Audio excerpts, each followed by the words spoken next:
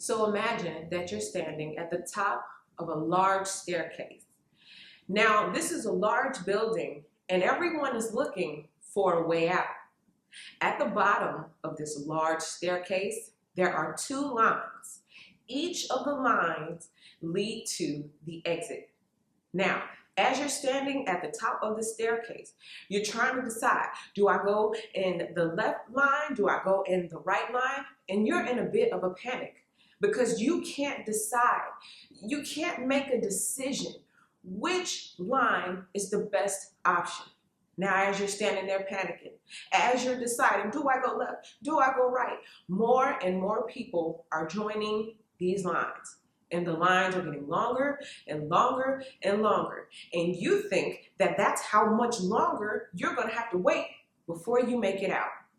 And keep in mind, the people are leaving one by painstaking one. So as you're standing at the top of the staircase and you're panicking, do I go left? Do I go right? You make a decision. You have to make a quick choice. So you lift your head up and you begin to make your way towards your decision, but then something caught you by surprise. Because by the time you made a decision, by the time you looked up, you were looking at the people who were once turned in the opposite direction facing the exits. And you're looking down at the people, and the people are down there now looking up at you, and you're trying to figure out what happened. What changed just that fast?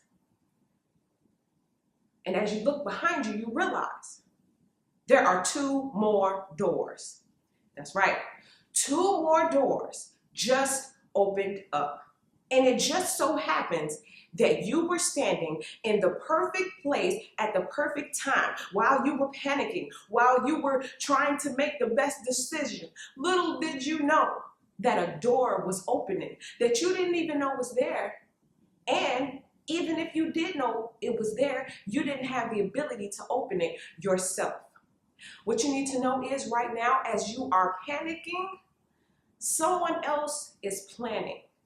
And the very same position that you feel like is setting you behind is actually putting you in the best position possible. What's up, everybody? All right, so you heard our introductory scenario, and I hope you were able to put yourself in this scenario and really understand what is happening right now. For a lot of you guys, this energy in the atmosphere right now, it feels very stagnant.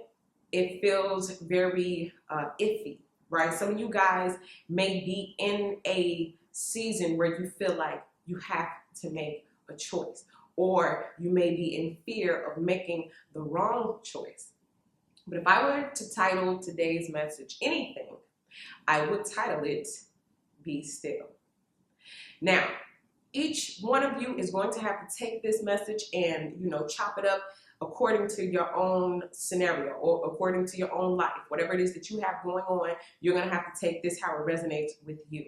And please understand that throughout this message, when you hear me say, be still, I'm not necessarily talking about you can't move forward, don't go to work, don't do this, don't do that, oh, just lay in bed and pull the blanket over your head. No, please, again, understand, be still is more so talking about surrender. Okay, so we're going to be breaking this scenario down. I'm going to be breaking down this message. And hopefully for a lot of you guys who feel like you're in a position where you have to hurry up and do something, you're in a panic, you just need to know and understand. And hopefully by the end of this message, it will be ingrained inside of you that while you are panicking, God has already been planning. And the things that you can't do, the doors that you can't open, they're probably already being opened in a way that you didn't see. Okay, so let's get to it. Y'all see me looking down, I'm looking down at my iPad. I have some notes, you know what I mean? So again, be still. In the scenario, even though you were panicking, you wasn't moving. Even though you were in fear, you wasn't moving. Even though you may have been anxious, you were not moving. Even though you wanted to, you were not moving. And then what happened?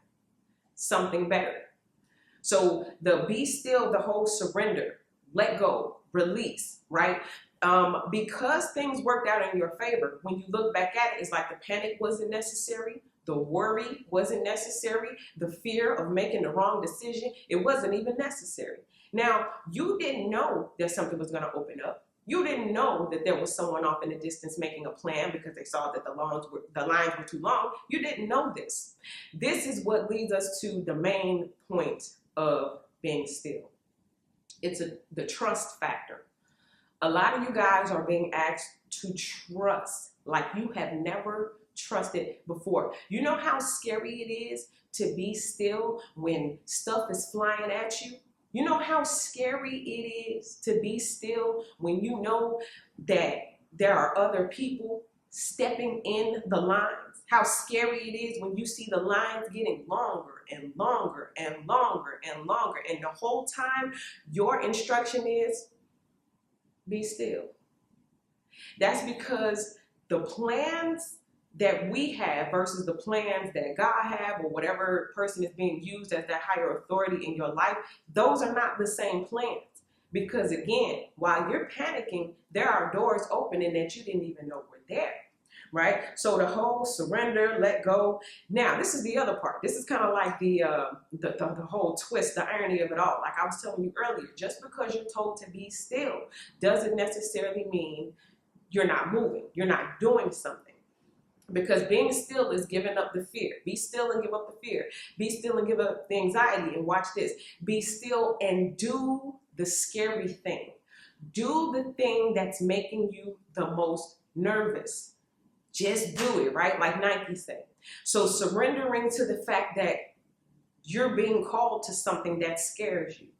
You're being called to something that you don't feel qualified. Matter of fact, not don't feel qualified. You are not qualified, but you're still, for whatever reason, out of all these people, God chose you to get up and go do it, right? So it is not just being still as in I'm not moving, I'm not making a decision. It is walking into the valley of the shadow of death and being still, trusting in a way that I've never trusted before, knowing that even though I'm walking through this, I'm on the right track. Right? Or I'm being set up for an incredible turnaround. I'm being set up for things to work in my favor.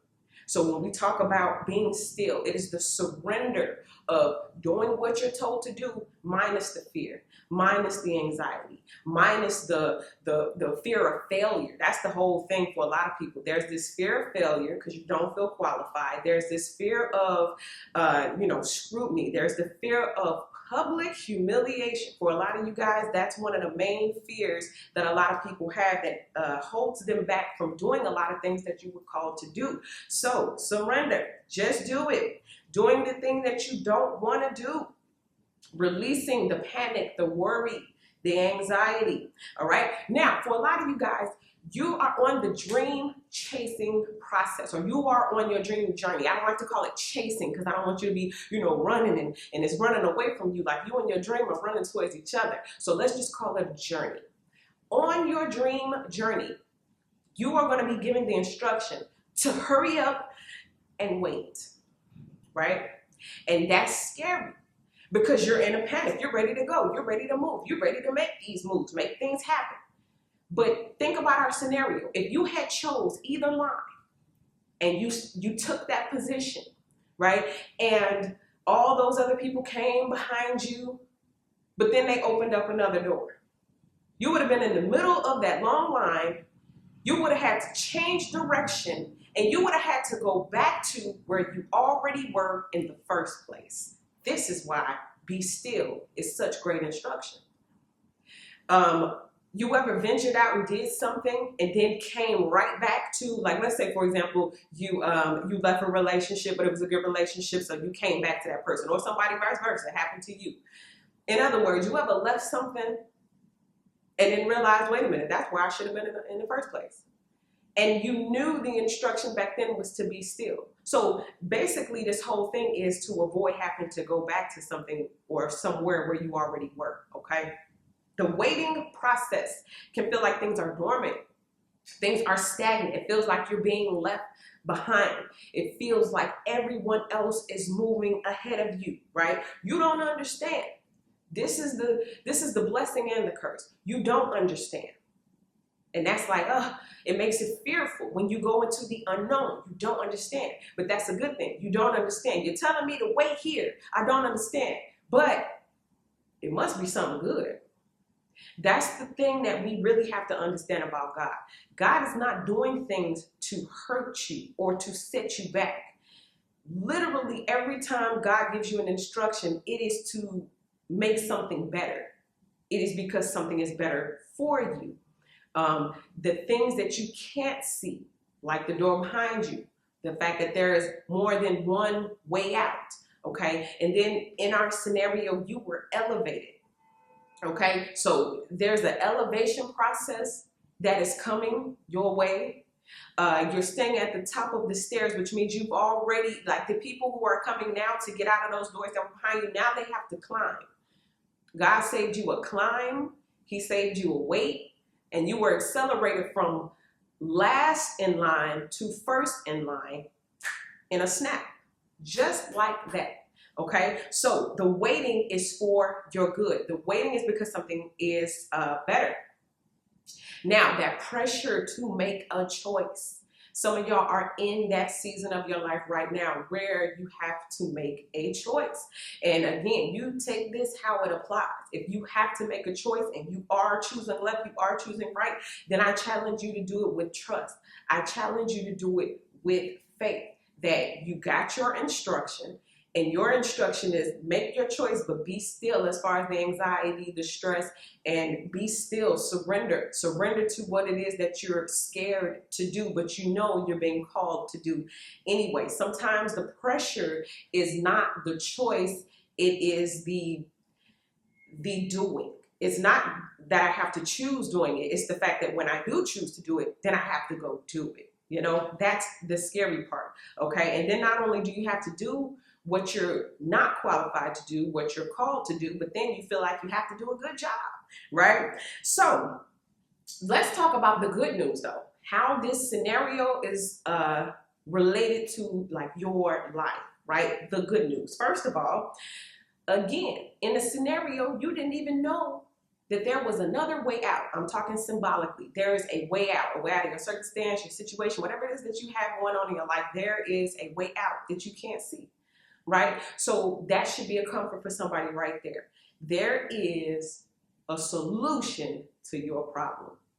There is a way out, period. That should help you to clap right there. That should lift you right there. Take that, hold on to that, and then be still as far as the worry, the anxiety, the stress. Be still. Surrender to the good news that there is a solution. The good news is that there is a way out. The good news is that God has a plan that is way better than yours. You couldn't have thought of this. You didn't have the power to make it happen.